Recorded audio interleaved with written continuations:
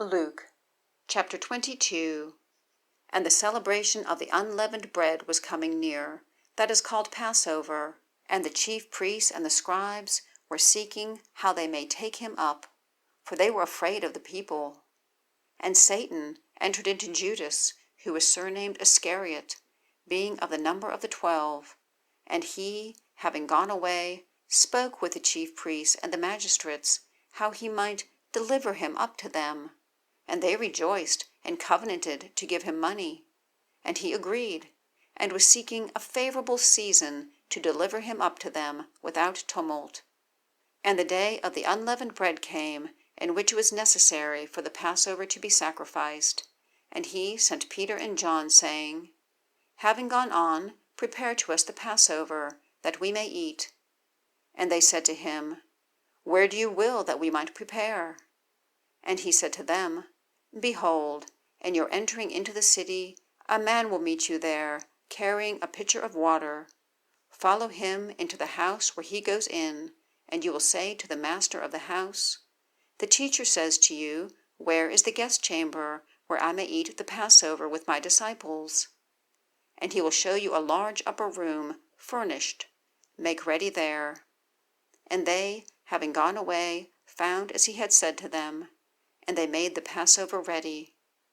And when the hour was come, he reclined, and the 12 apostles with him. And he said to them, With desire I desired to eat this Passover with you before my suffering. For I say to you, that I may eat of it no longer, until it may be fulfilled in the kingdom of God. And having taken a cup, having given thanks, he said, Take this, and divide to yourselves. For I say to you that I may not drink of the produce of the vine, until the kingdom of God may come. And having taken bread, having given thanks, he broke and gave to them, saying, This is my body, that is being given for you. Do this in remembrance of me. In like manner also the cup after the dining, saying, This cup is the new covenant in my blood, that is being poured forth for you. But behold, the hand of him delivering me up is with me on the table. And indeed, the Son of Man goes according to what has been determined. But woe to that man through whom he is being delivered up. And they began to reason among themselves, who then of them it may be who is about to do this thing. And there happened also a strife among them, who of them is accounted to be greater? And he said to them, The kings of the nations exercise lordship over them, and those exercising authority on them are called benefactors. But you are not so. He who is greater among you, let him be as the younger, and he who is leading, as he who is ministering. For who is greater, he who is reclining, or he who is ministering? Is it not he who is reclining? And I am in your midst as he who is ministering. And you are those who have remained with me in my temptations. And I appoint to you a kingdom, as my Father appointed to me, that you may eat and may drink at my table in my kingdom, and may sit on thrones, judging the 12 tribes of Israel. And the Lord said, Simon, Simon, behold, Satan has asked for himself to sift you as the wheat. And I implored for you that your faith may not fail. And you, when you turned, strengthen your brothers. And he said to him, Lord, I am ready to go with you both to prison and to death. And he said, I say to you, Peter, a rooster will not crow today before you may disown knowing me 3 times. And he said to them, When I sent you without bag and leather pouch and sandals, did you lack anything? And they said, Nothing. Then he said to them, But now he who is having a bag, let him take it up, and in like manner also a leather pouch. And he who is not having, let him sell his garment and buy a sword. For I say to you that this which has been written is necessary to be accomplished in me. And he was reckoned with lawless ones. For also the things concerning me have an end. And they said, Lord, behold, here are 2 swords. And he said to them, It is sufficient. And having gone forth, he went on, according to custom, to the Mount of Olives, and his disciples also followed him. And having come to the place, he said to them, Pray to not enter into temptation. And he was withdrawn from them, as it were, a stone's cast. And having fallen on the knees, he was praying, saying, Father, if you are willing, remove this cup from me. But not my will, but yours be done.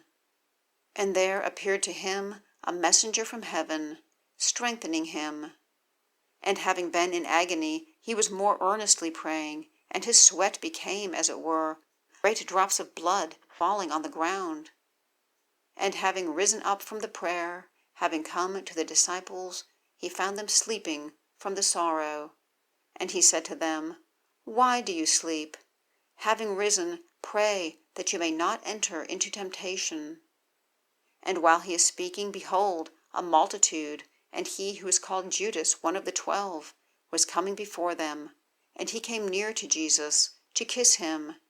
And Jesus said to him, Judas, do you deliver up the Son of Man with a kiss? And those around him, having seen what was about to be, said to him, Lord, will we strike with a sword? And a certain one of them struck the servant of the chief priest, and took off his right ear. And Jesus answering said, Permit thus far. And having touched his ear, he healed him. And Jesus said to those having come on him, chief priests and magistrates of the temple and elders, Have you come forth with swords and sticks, as on a robber? While daily I was with you in the temple, you stretched forth no hands against me. But this is your hour, and the power of the darkness. And having taken him, they led and brought him into the house of the chief priest. And Peter was following far off. And they, having kindled a fire in the midst of the court, and having sat down together, Peter was sitting in the midst of them. And a certain maid, having seen him sitting at the light, and having earnestly looked at him, she said, And this one was with him. And he disowned him, saying, Woman, I have not known him. And after a while, another having seen him said, And you are one of them. Man, I am not.